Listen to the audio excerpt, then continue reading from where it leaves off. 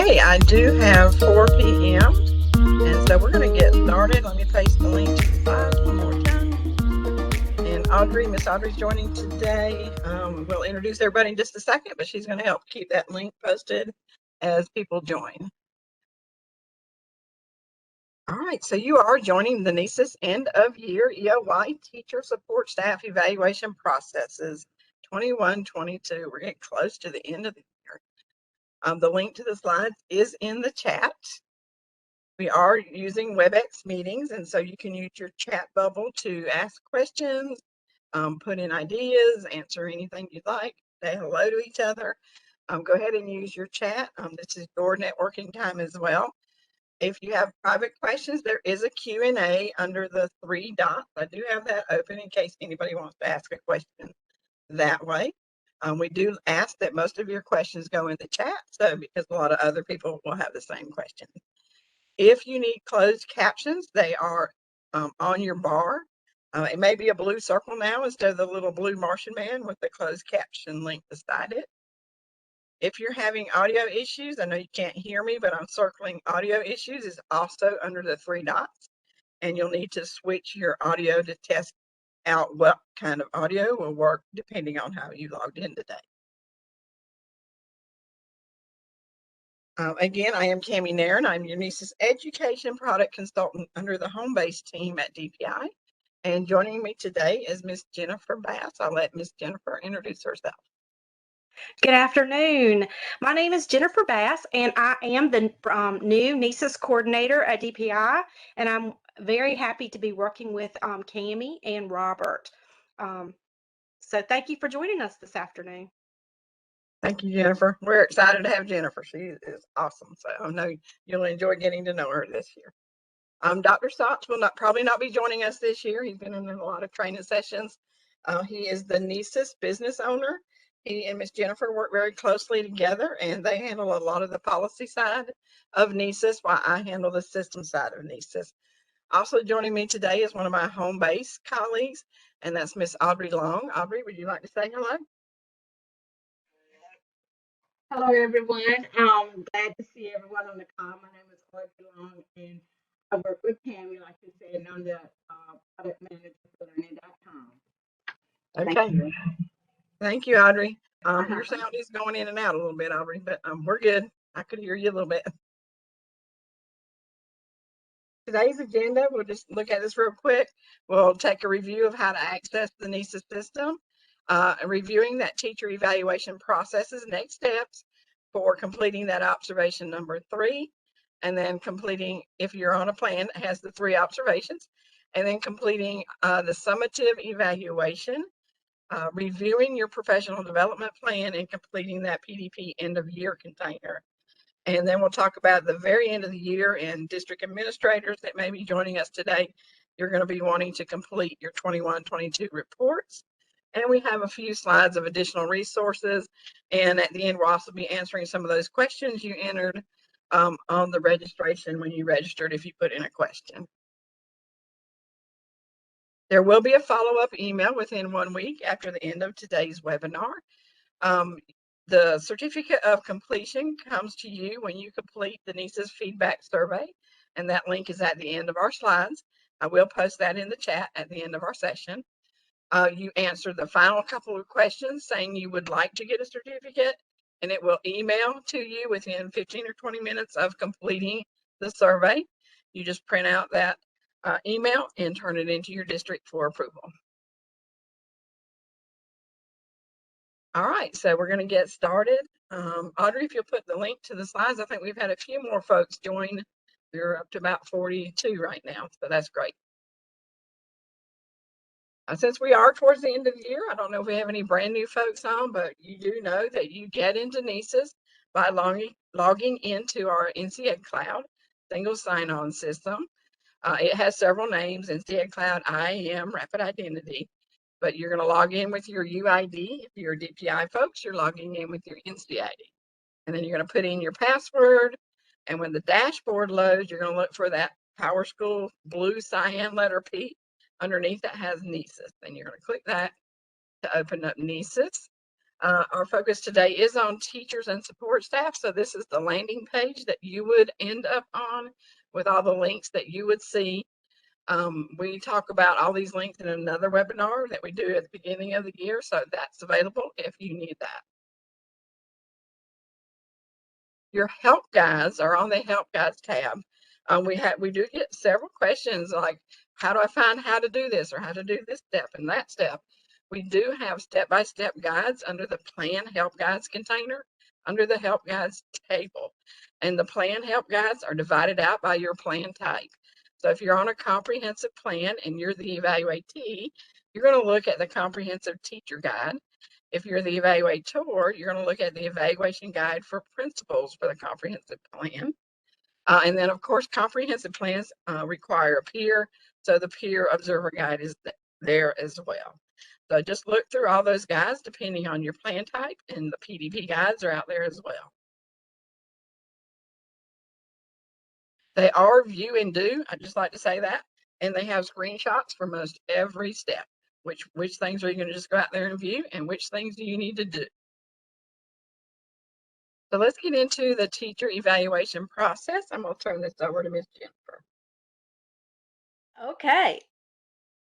On the screen in front of you, you can see the teacher evaluation process one-pager.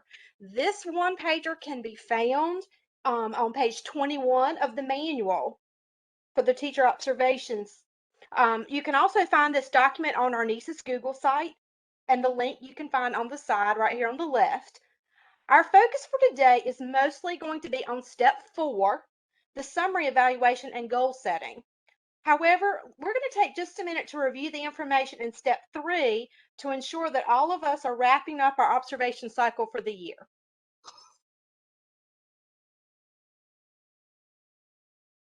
So on the slide in front of you, this is the step 3, the observation cycle. It includes component 5 and component 6, the observations and the post-observation conference itself. By this time in the year, you should be in the final round of your observations in order to have enough time for growth and improvement of practice, because these rubrics were designed to be growth instruments.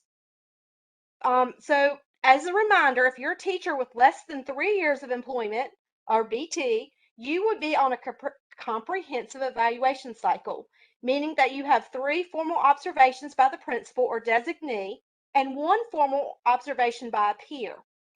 Just to note, all formal observations must last at least 45 minutes, or they can last the entire class period.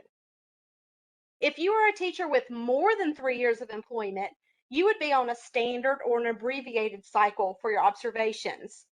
For the standard cycle, the principal will do at least 3 observations, including 1 that would be formal, which is 45 minutes or an entire class time. If you're on an abbreviated cycle, the principal would do 2 observations on standards 1 and 4 only. The observations for an abbreviated observation may be formal or they may be informal, meaning that they could only last 20 minutes or they could last full 45. So for component 6, the post-observation conferences, they should be within 10 school days after the formal observation occurs. Post-observations are not required for informal observations or those that only last the 20 minutes, but we do recommend that principals and teachers have an opportunity to discuss the best practices and anything that the principal could offer as coaching would be appreciated after each one of these observations.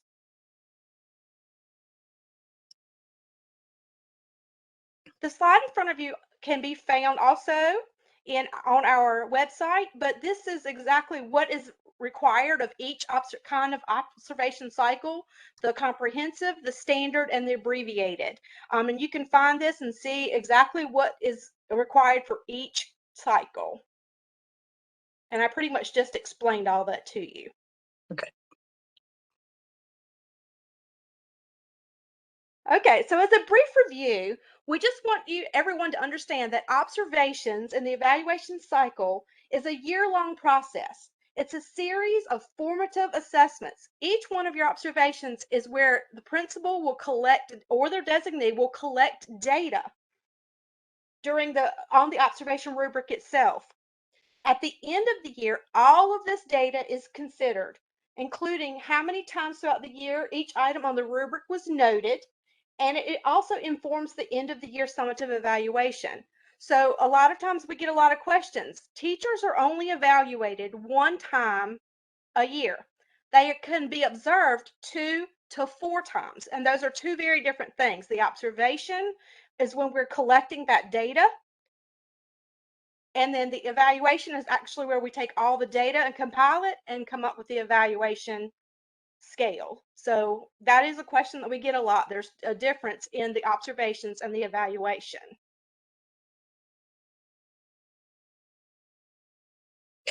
Thank you, Jennifer. Are there any questions about that? Any questions? I don't see any. I don't see any either. All right, we're going to move on. So we're going to take a look at the system and what it actually looks like. So you have logged into NCEES, and we're looking for the My Evaluation tab, and you should already see plans in progress. So you're going to click on the title of your plan, and of course it'll be 2021, 2022 dates on it. But you click on your evaluation to open it. And we clicked into a comprehensive plan, which does have observations 1, 2, and 3, and so does the standard. So there are 3 observations to complete, and this will be the 3rd one.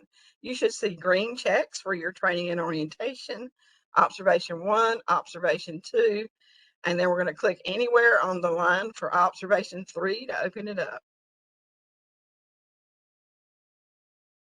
So when we open up observation 3 container, we see all the activities that could be completed. The required activities will have an asterisk. So you can see the observation 3, the pre-observation conference and acknowledgements are not required. They are optional, and you could do them, but they're not required to complete observation 3. Observation 3 is required. And notice these I's here. If you see these letter I's, it means you cannot get into this activity until something else is opened up. So if you hover over the I, it will tell you what must be completed before you can get to that next container. Cameron, you have a question. Did you see that one? It said on the 20-minute observation, are all standards marked? Jennifer? Yeah, on the 20-minute observation, that's an informal observation, which would be for the standard or the abbreviated. So usually they're only looking for standard 1 and 4 during that 20-minute observation. Thank you, Jennifer. All right.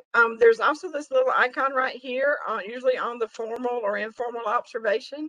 It's an email icon, and it will list everybody that has been assigned access to your plan, so they can email you or you can email them from that little envelope icon. Here is just a description of the observation cycle. It starts with the pre-observation conference, which of course now is optional. And then it goes, if the pre-observation conference is done, the teacher acknowledges or the support staff acknowledges. It then goes into that formal or informal observation. And then it goes to the post-observation conference with the evaluator. And then the teacher acknowledges. You can enter a written response at any point. That does not have to come in any certain order, but you can do it like right after a conference. If you need to supply some data or some artifacts that were not supplied earlier, you can use that written response to let the principal know. And then maybe some updates can be made in the rubric check tally marks as to what they see and what they know from what you supplied. So those are the written responses, and we have some slides to look at what a written response is. And then once the written response is in, the evaluator gets an email, and then they come in the system and they acknowledge that written response. Finally, once everybody is satisfied and everything is green check marked, the evaluator can lock the whole container. So here is what the written response looks like.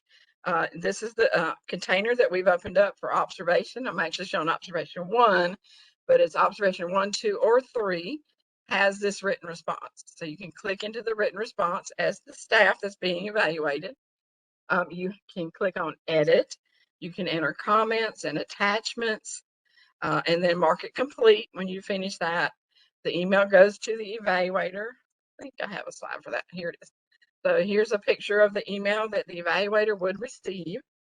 And then they go into the system and they have to respond and edit, and they can add additional comments or artifacts and say, yes, I've received that written response from the teacher. Any questions about written responses? All right, so the next, thank you, Audrey. So the next area is the record of teacher activities. And this is actually a report, and there's also two things in here. The report for the record of evaluation activities and the observation scoring summary. And you can fill out the record of evaluation activities. So let's start with the first record of evaluation activities. If we click into that, the evaluator can edit that, and they can enter teacher background information. I do know that most districts, instead of putting like a background information in here, put in pertinent information to the evaluation. Has the teacher been on leave? Is there special notes that you want to make in this evaluation?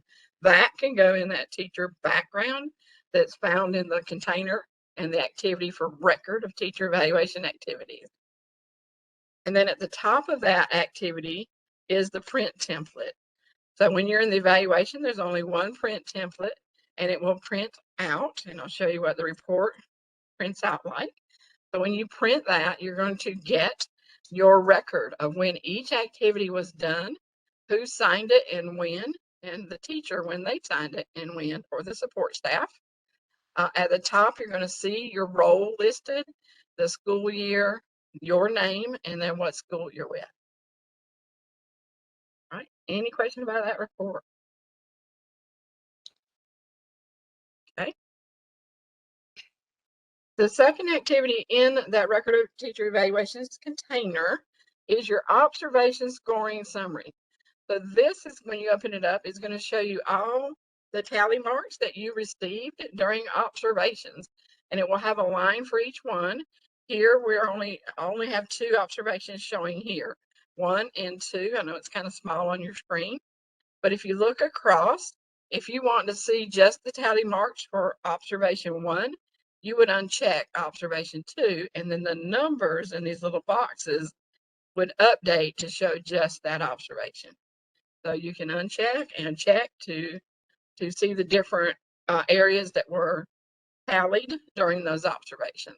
This is also helpful to administrators for when they're getting ready to do that summary evaluation. There is a print button as well out here for the record of activities. And then inside the observation scoring summary is a little PDF icon that you can print it out as well. All right. Any questions? All right. Audrey, I think we've had a few more folks join. If you'd like to put that link back out there one more time, we're up to almost 6 folks, so that's great. All right, we're getting ready to go into that end of year summative evaluation. And if you guys want to see anything in the live site, we usually stick to the slides, but I'm happy to go to the live site for any walkthroughs, and I always stay after the recording ends for a few minutes if there's anything you want to look at with me. So I'm going to turn this back over to Jennifer for step 4. Okay, thank you. We were looking at step 4, which includes the summary evaluation and goal setting. So we're going to focus on component 7, and it is very small on your screen. So I was just going to kind of read through it for you so that you can see it and hear it. The summary evaluation conference and the scoring of the teacher summary rating form. Before the end of the year, the principal should conduct the summary evaluation conference with the teacher to discuss the components of the evaluation cycle type used, the comprehensive or standard. At the conclusion of this conference, the principal will be giving a rating for each element in the rubric for evaluating the North Carolina teachers. They won't comment on any element that is or standard that is marked not demonstrated. They will give an overall rating for each standard that is observed. They're going to provide teachers opportunity to add comments to the summary rating form itself. And you can review, the teacher will review completed teacher summary rating form with the teacher and principal together. And then they're going to get a teacher signature on the record of the teacher evaluation activities and the teacher summary form.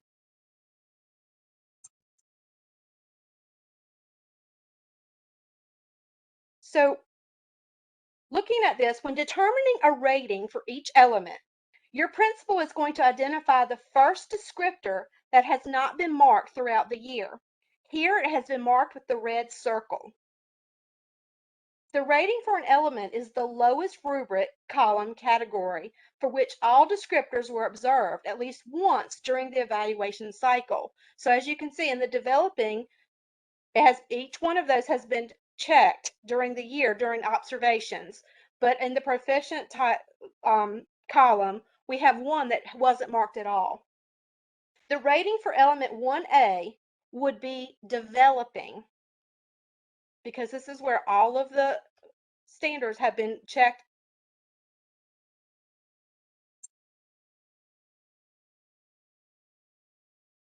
So now on the bottom of this screen, you can see standard 1 of the summary rating sheet for teachers. Your principal would mark developing for 1A, leads in the classroom.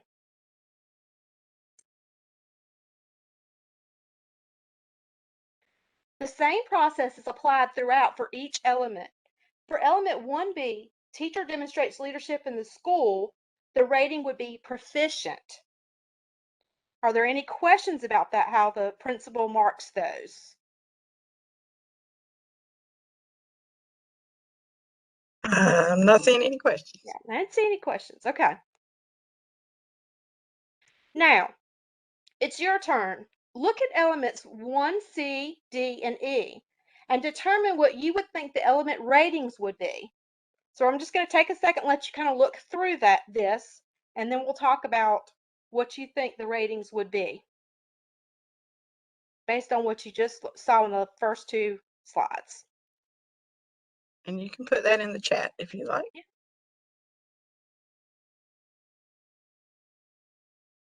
Yeah, it is kind of small. Sorry. It is small, I'm sorry.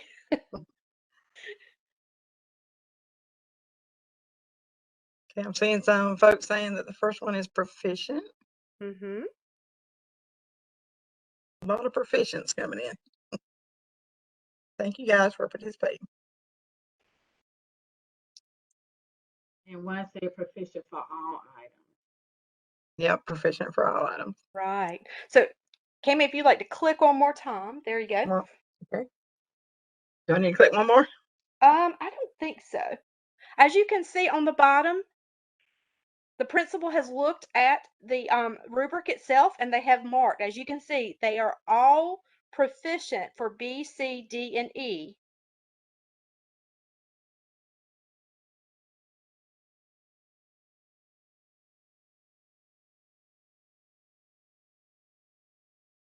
So when determining the summary evaluation, teachers may attach comments and/or artifacts to be considered by the evaluator before that final standard rating is given. For each standard 1 through 5, the evaluator makes a reasonable assessment based upon the evidence. They consider the element ratings derived from all the observations and any other relevant information that can help them to inform the rating of the overall standard. Comments can be written in all sections to support and reflect the rating, and teacher signature indicates observation was reviewed. We get that question a lot also. If I sign it, does that mean I agree? It doesn't necessarily mean you agree, which is why we give you the option of having the written response. But it just says that you have reviewed that and you have had that conference with your principal. The evaluator signature would indicate the observation was reviewed and the process was followed appropriately. I do have a couple questions. Okay. One is, what is a good artifact example? And we are going to give you some examples of that and where you can look to get some examples.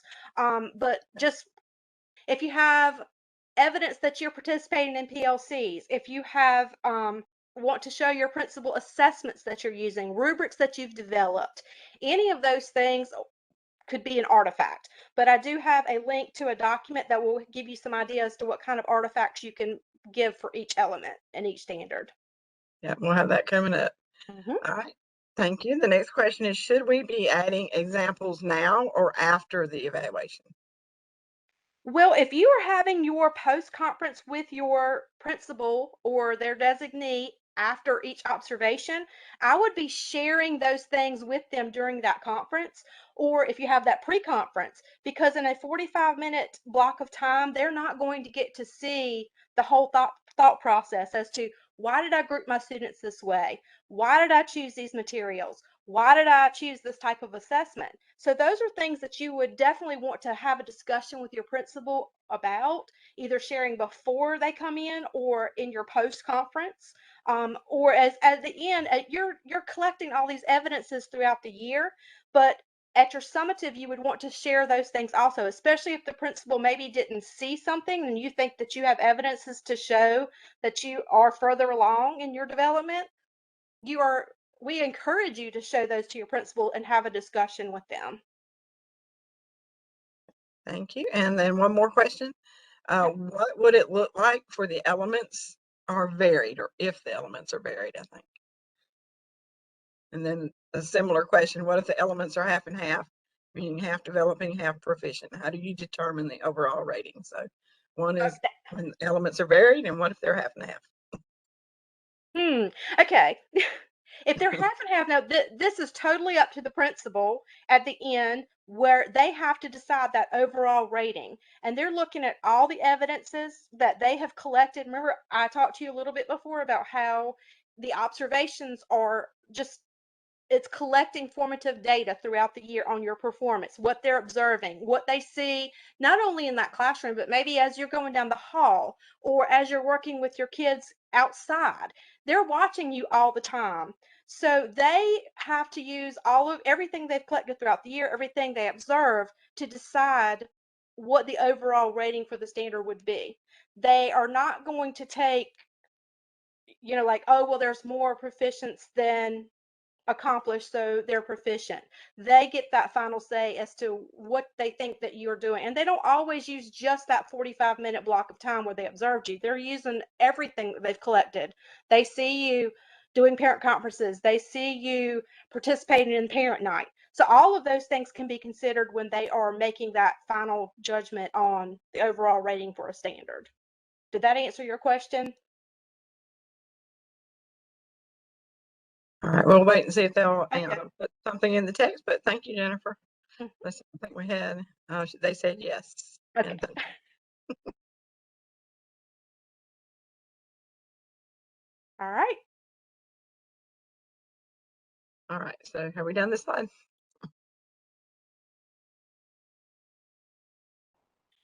Okay. I'm sorry.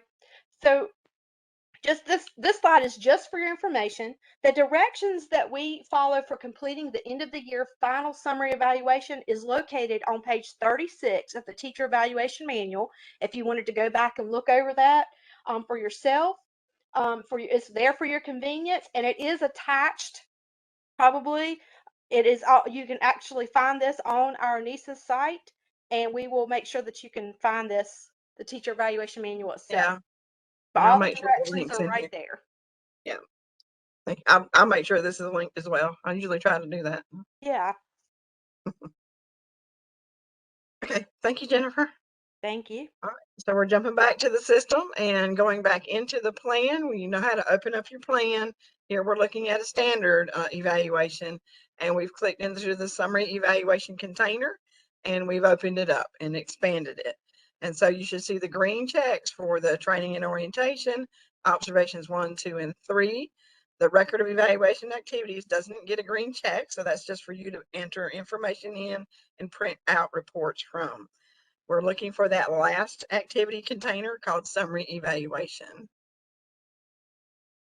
And just a quick overview of how that last container opens up. It might have that eye with a circle on it because something needs to be done for it to open up. And here's what needs to be done. For the comprehensive plan, it must have a green check and locked for all of the observations 1 through 3 and the peer observation. It doesn't matter if you're a beginning teacher or not. If you're on a comprehensive plan, you cannot get that summary evaluation open until the peer observation is completed. The standard evaluation has observations 1, 2, and 3 abbreviated, and only teachers have abbreviated as observations 1 and 2. And then the late hire plan, that's just out there for districts to use for those teachers that are hired like at this point in the year. After that, I think it's 120 days have passed. They can go on a late hire plan, and the summary will open after 1 observation. But of course, other observations can be done in that late hire plan as well.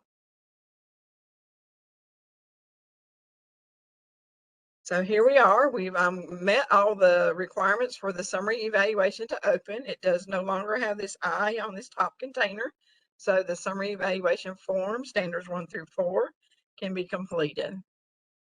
And here's who does what. The principal starts it off by completing the summary evaluation form, and then schedules and holds that summary evaluation conference with the staff. The acknowledgement by the teacher or support staff then happens.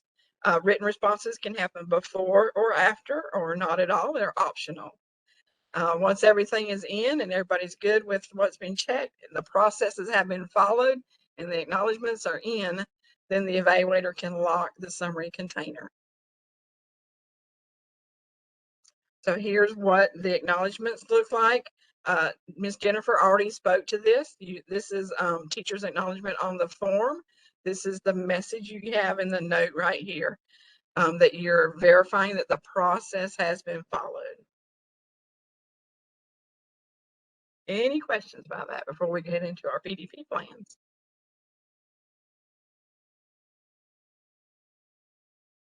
Okay, where can we find the teacher evaluation manual? We'll try to find that link. I don't know if anybody has time while we're on this call and they can put it in the chat. But I do think it is linked in the slide somewhere. If not, I'll make sure it gets into our frequently asked questions in the follow-up after this webinar. You can find it on our NCEES website, and we have that link ready. Yeah, if we go to the bit.ly, right. We can put a link in there directly to it before we get finished, but you can find it on the website. Yeah, I think it's bit.ly/NCEES-support should get you to that, but we'll find that. All right, we're going to talk a little bit about professional development plans. Finally, we're going to talk about component 8, which is PD plans. The second part of step 4 is goal setting.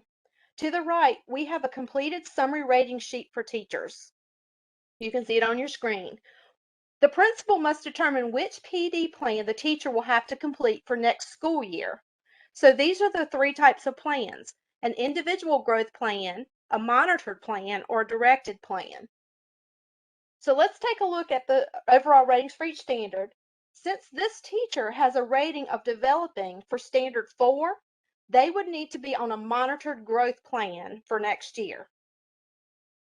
And if the next slide, why don't you take a look at that, and then we'll look at the next part, which is the professional development plan types. As you can see, there are the 3 types: individual, monitored, and directed. Individual plans are for new teachers or teachers who are rated at least proficient on all of the standards on their teacher summary rating form. What the teachers would need to do for this type of plan, if they're on it, they will develop their own individual goals for growth, and they meet with their administrator 3 times during the year to discuss their progress for their PDP goals. The monitored PD plan is for teachers who are rated developing on 1 or more standards on the teacher summary rating form. Administrators and teachers meet to discuss and develop the goals together. So this is where you would, if you were on a monitored plan, you would work with your administrator to develop the goals that they feel like would help you to grow the most. You should also meet at least 3 times during the school year to discuss this, but we do recommend every 6 weeks or quarterly to meet with your principal about your progress on your PDP. Now, the third type of PDP plan is the directed. Teachers who are rated not demonstrated on any standard on the teacher summary rating form or developing on one or more standards of the teacher rating form for sequential years. If you are on this plan, the administrator develops the goals for the teacher based on what they have, the information they have from the observations and any documentation that they may have. And the principal should be meeting with the teacher to review this development plan at least 3 times per year. But actually, if a teacher's on the directed PDP plan, it's recommended that you meet monthly instead. Because the PD plan are your goals, and it's pretty much for your professional development, for your growth. So this is how it is decided which plan you will be on at the end of the year. I do have a quick question if you have time for that. How does that work for new social workers is the question. It should work the same. The social workers have their own rubric, but it should work the same. If you are doing well and you're rated proficient, you would be on that individual PDP plan where you develop your own goals. If you have developing, then it would be the monitor. So it should be exactly the same. Mm-hmm. And you would just work with your principal or your supervisor. Okay, thank you. All right, any other questions before we move on? Okay, we have a question. Where can we tell if a teacher is coming from a directed PDP? Where can we tell? If I know on the record of activity reports or something, or some of those reports will print out which plan type you're on. If not, you just need to ask your principal. Your site administrator can look at that on their My Staff link where they set those plan types, and it does list whether it's directed, monitored, or individual. Yes. And then the second question, so do principals have appropriate training to evaluate counselors or social workers? They should. Due to COVID, I know that in years past there were PDs out there for the principals that specifically taught them about the rubric and what was the expectations were. But they should have the training. Okay, thank you. Sorry, that's not a real great answer, but they should have that training. They should be familiar with the rubrics that they're using to evaluate their staff. Yeah, that's probably like a local question. Yeah. Right. What if your role at the particular school doesn't necessarily allow for meeting certain elements of the rubric? Read that one more time, Cami. What if the role at your particular school doesn't necessarily allow for meeting certain elements of the rubric? So I know there's a not looked for. Right. There's a not looked for. And if there are certain things that you're not having experience with, maybe you could talk to your principal about those things that I'm not Yes. getting an opportunity to do that, so that they could offer some suggestions as to how you could get involved in that area. But they can't, if they're not seeing it, would just be not observed. Mm-hmm. So that also would not count against you per se.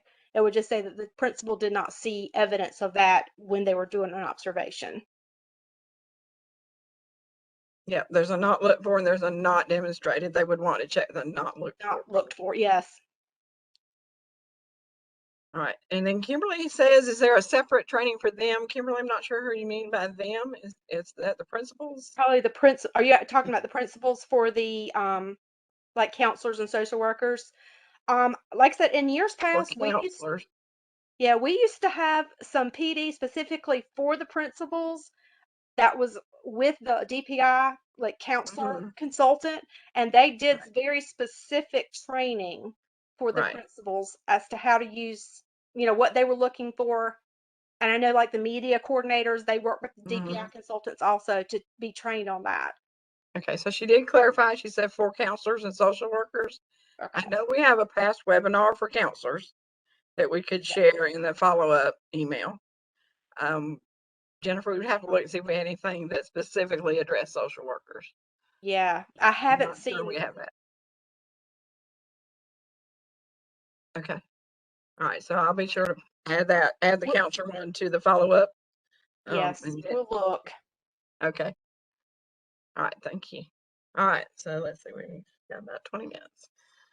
So let's go back to the system, and we're going to click into the My Evaluations tab, and we're now looking for the Professional Development Plan, and it should have 2021, 2022 on it. We're looking for the PDP End of Year Review. You should have green checks on your self-assessment, the PDP Initial Review, and the Mid-Year Review. And now we're going to click into that PDP End of Year Review.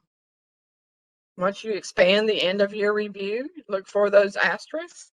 The PDP Details End of Year Review is a required area.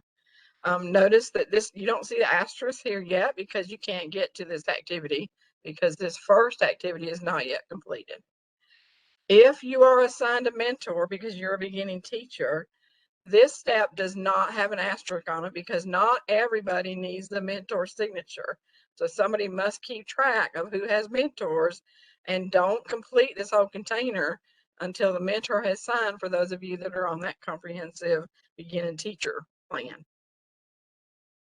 Right? There is a note in there to make sure that this be done so that the district administrator doesn't have to reopen it for the mentor to sign. All right, so here's a look at the review cycle and a few little screenshots in here in the PDP. This is actually started by the teacher or support staff. You would go into your PDP details and click new and enter those PDP details. It then goes to the evaluator to review. They complete what your goal progress is. Was the goal successfully completed, yes or no? And then they can enter evaluator comments as well and acknowledge and sign off. It goes to the mentor if they need to sign off on that. They just need to put in their comments and acknowledge as well. And then it goes back to the support staff or teacher for that final acknowledgement signature in the overall container. Once all the signatures are in, then that locking activity can be done by the evaluator. So here's a teacher view of the PDP Record of Activities container. So not only do we have Record of Activities container in the evaluation, there's also one in the PDP. And it actually has 4 templates. So you can actually print a Record of Activities for the beginning of year, the initial, the mid-year, the end of year, and then your overall PDP Record of Activities at the bottom there. So here I've opened it up. And when you open that Record of Activities, again, there is that teacher background area where you could add additional notes. Now, remember, during COVID, this is where we put those alternate, where optionally districts could put those alternate evaluations and attach them in here. Now that we're past that, this is a good area for those extra notes that need to go in here.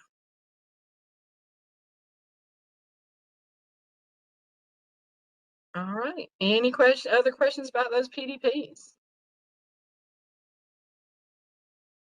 All right, we're going to talk just a couple slides about the end of the year. So end of year, we are scheduling to close out. We want everybody to be done with their plans by June 29th, we're saying. June 30th is the actual last day, but we're asking everybody to please be done with their plans and reporting by June 29th. So at 5 p.m. This is so we have Friday to catch up any little stragglers and for DPI to pull their reports that they need to run before the plans are archived by our vendor PowerSchool. Here's just a link for any district administrators that have signed on today, or just a screenshot of where you can find those summary reports that you need to run at the end of the year. They're under reporting. And in that first reporting container, you'll select the module for quick reports. And you're going to see these evaluation summaries for career development, instructional text, library media, school counselors, psychologists, etc. All of those you would want to run, and they'll actually have this year's dates on them, 2021, 2022. Actually, I think they say current year now, so we don't always have to put the dates in the title anymore. It'll say current year. So run those current year reports and save those. And anything that you're going to need for over the summer, especially as you're determining the plan types for next year. Any questions about end of year? June 29th, please be done with everything. A lot of districts are planning to be done a couple weeks early so that they have time to run their reports and make sure anything that needs to be updated gets updated before that last day. All right, let's take a look at some of our additional resources. And we're going to first look at some questions that you guys asked when you registered. So the first one is, do we have to have a written response? And we did talk about written responses. It is optional. I did link the slides that address that there, slides 19 and 20. Question number 2, mentees assigned to me have often not shown in my portal for me to complete tasks. Is there something on the admin side or my side that could resolve such issues? Now, if you're going to the Staff Evaluations tab, which is where you would go to open up a plan that you've been assigned access to, and you're not seeing the name of your mentee, it probably means they have not started their plan, because only active plans show on the Staff Evaluations page. So if they've not started it, it's not active yet. So if they see, I would contact my mentee and say, hey, can you start your plan? And then once it's started, it will show up on the Staff Evaluations page. The other reason you might not see anybody is because you don't have the proper access assigned yet. Make sure, get with your principal, make sure they've assigned the mentor or the peer. You can't have observer rights to do a peer observer. You have to have peer observer rights. So make sure the correct rights have been assigned as well. All right. Number 3, how to ensure that all areas on the form are accurately submitted. Well, all required activities in the plans have an asterisk, and you won't get a green check until they're complete. So remember, when you're setting those goals, all those little containers you have to check or have all those little asterisks on there. Sometimes that asterisk is tiny, but it is there. And if you don't have a green check, go back and look for your asterisk. And then just follow the help guide, and it will show you which steps need to be complete as well. So the plan activities will not complete until all those required steps are complete. Where do I find information to guide me through the process? That's on slide 9, and it references our Help Guides tab. So you have Help Guides posted on the Help Guides link tab in NCEES. Also on the Staff Evaluations page, and usually these are helpful at the beginning of the year because I've linked like the orientation, how to start your plan, that kind of thing on your Staff Evaluations page as well. All right. What are the advantages for the educator who uses Canvas? All right, and Jennifer, if you want to jump in, feel free. Well, I wasn't exactly sure what the question was asking, but Yeah. we just kind of approached it in 2 different ways.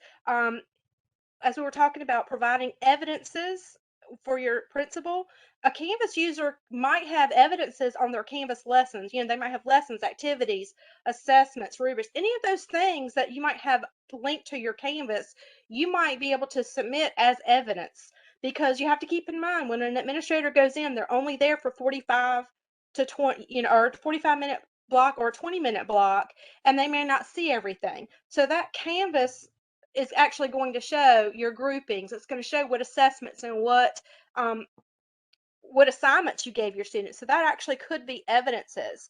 The other way, if we looked at it the other way of what you might have been asking for this question, and DPI does offer free professional development courses that are built in Moodle or Canvas.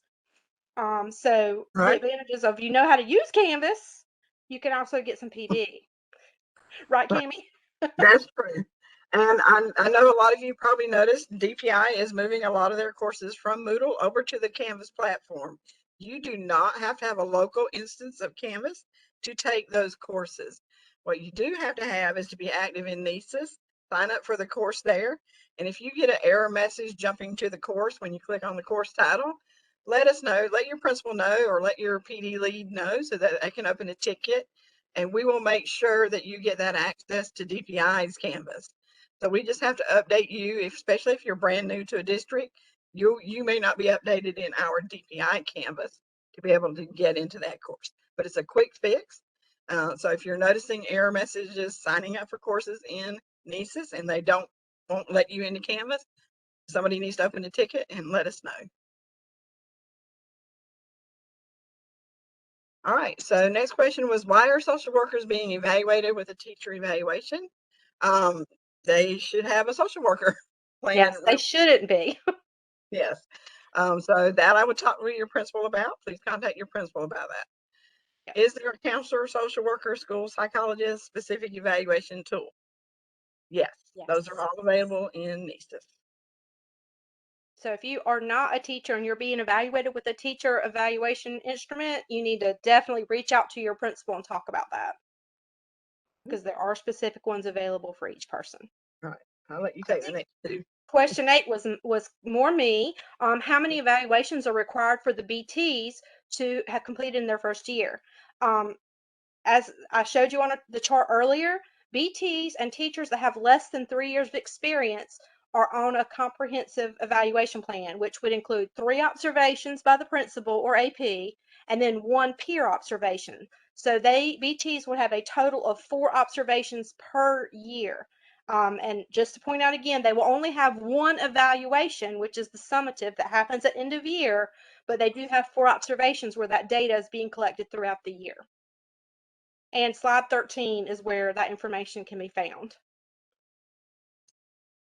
And I think number 9 was me. How many evaluations in license renewal year and what types? If you're on the standard evaluation cycle, that would include 1 formal observation, which is that 45 minutes observation that includes the pre and post conference. You would have 2 other observations that can be formal or informal, but it is recommended if you're in your license renewal year that your principal is looking at all 5 standards if just during your renewal year. Right, you should not be on that abbreviated plan. Right. No abbreviated plan in your renewal year. All right, what are the requirements for a teacher to be chosen to conduct a peer observation or to observe another staff member? This is a link to the peer observation webinar that has been held in the past. And then if Jennifer has any other links that we can send out in the follow-up, we'll do that as well. But there's a link to the slides and there's a link to the webinar. You do have to have a password for that webinar and it's listed there. All right, number 11, why is there a need for peer observations at the middle school for elective teachers when there is only 1 teacher there of a particular subject area? Other teachers do not know our content. So how can observations be equitable? I believe that's Jennifer's. That's me also. As I put up here, a peer may not be in your content area, but what they're really looking for when they do those observations are good teaching, good pedagogy, good questioning strategies, good classroom management. They're looking for just good teaching, and they can observe standards even if they don't know your content. Think about it. When I was an administrator, I'm elementary education background and I was an administrator at a high school. I didn't know the content for my French teachers or for my algebra teachers, but I was looking for good teaching and I could observe those standards. So you don't necessarily have to be within the same content area.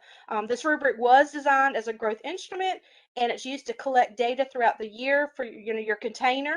So that goes into your summative. So it's okay if they're not in your field. A lot of times as an administrator, I did assign a peer that taught something similar. Maybe if I had an art teacher and I didn't only had 1 art teacher, maybe I asked the music teacher to be the peer because they kind of understand the resources a little bit better. But sometimes that's not available. Okay. I do have a couple of questions. Well, I had one statement. Some counties offer a training for peer observers and mentors. Yes, they do. A lot of districts will offer that training. In fact, I do believe you have to have some training before you can be a mentor or a peer. I don't know if Jennifer can speak to that. And then because you need to know how to do the rubric for the peer. All right. And then the other question is, are there conversations at the state level for having a mental health professionals evaluating counselors and social workers at school so we can get feedback on our counseling and clinical skills? That's one we're going to take back, I think. That's one we will have to take back. I'm not sure. It's a good idea. All right. but I don't think And it's in place at this point. right. We got about 6 minutes. I'm going to take one more question and we're going to move to the next slide. I am new to public teaching, so all of this is new to me. How can I ensure I'm meeting my goals in the first year? Also in the summative, is it necessary to put in incidents that occur during the day before the summative meeting? Is that student incidents? I don't know what you might want to explain. I'm not incidents. sure. But to ensure you're meeting your goals, that's going to be your conversations. Can you answer that, Jennifer?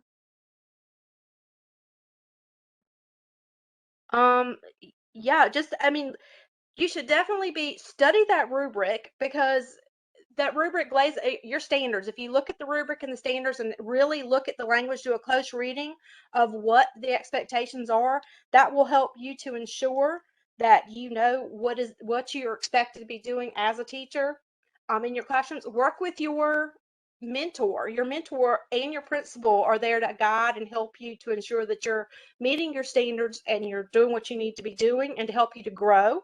And I'm not sure what they mean about the incidents that occurred. I'm not sure about the incidents, but there's also PD you can take to help you Right. address your goals. We did address that in other webinars, how you can find PD and NCEES that will meet, that are tagged to the standards that maybe you've selected as a goal. So I'll try to include something in that follow-up for that area. Okay. All right. All right, question 12. How many artifacts are needed? Artifacts, as we said, are not required, but you can submit those evidences that go along to support your standards, especially if it was something that wasn't observed during your observation. If there's something, like during that 45-minute block, if your principal has questions about, well, how did you end that lesson? Or how do you know your student, they're going to ask you, how do you know your students got what you taught? Talk to them about that. Those are evidences. Well, this is the assessment that my kids did, or this is the project that was at the end of a unit, so that I could assess, did they get it? So those are kinds of things that you would submit, but there's nothing that says you are required to submit artifacts. Mm-hmm. Right. How many PDP goals? Yeah. The PDP We goals. have about 3 minutes. Okay, it's recommended that you don't have we always recommend no more than 3 to 4. A lot of times you have a school level goal that all teachers would have. But keep in mind, if you complete a goal like at mid-year, when you go back over it with your principal, you can mark that as complete and add another one or revise. That's perfectly okay. Right, because we have a comment that somebody says they only have 2 PDP goals, and that's fine, right? And that's fine. A lot of times the principal or the district will decide that. But no more than 3 to 4, because you really want to be able to accomplish those goals and work through them. You don't want too many things or stretching yourself too thin. Okay. All right, and then you guys can read on the next few questions. There's the links for what qualifies as artifacts, and make sure you're using the most appropriate evidence with your goals for proof of completion. Did want to take one more question. Does the peer observation affect the overall evaluation of a teacher? Well, as we said before, the observation itself is one of the data containers. So yes, when the principal's looking at the summative, they will look at the peer observation. I mean, it is part of the data that goes in to be compiled for the summative. Right. But the principal is the person who actually chooses what's, rating the teacher gets. So this would just be another piece of evidence. Okay.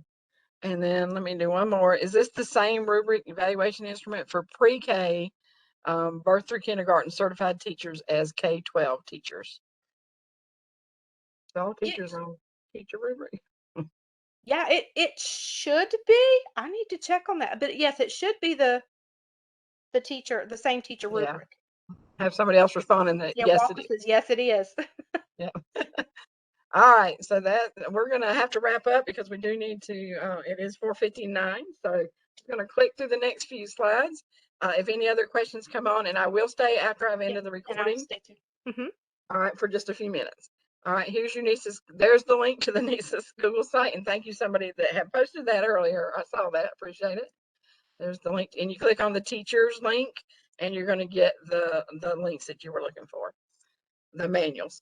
And then here's if you have somebody in your district that can open tickets, it has to be somebody designated in your district. Teachers cannot open tickets. You can call, but somebody that's designated in your district should do the calling and do the opening of the tickets. So contact your principal first, and then it goes up the line to whoever can open that ticket. I do have post all our webinars to the YouTube list, and there's a link here. And then thank you for attending. Let me get this in so you guys can do your feedback. Oops, doesn't want to type feedback. Putting this in the chat.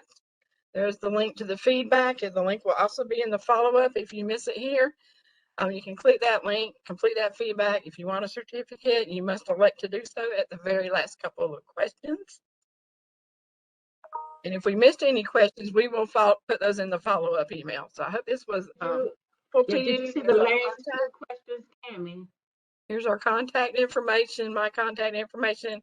Yes, Miss Audrey. You saw because it's 5 o'clock, so I need to wrap this up. So oh, okay. And then we'll stay on the line and look at those. Okay. So thank you guys for joining us today. We appreciate you coming out here at the end of the day. Go enjoy the warm sunshine for the last hour or so of the day. We have an extra hour in the evening now. Yes. So thank you for joining NCEES EOY. Thank you to Jennifer for participating, and thank you, Miss Audrey, for keeping us on track with our questions.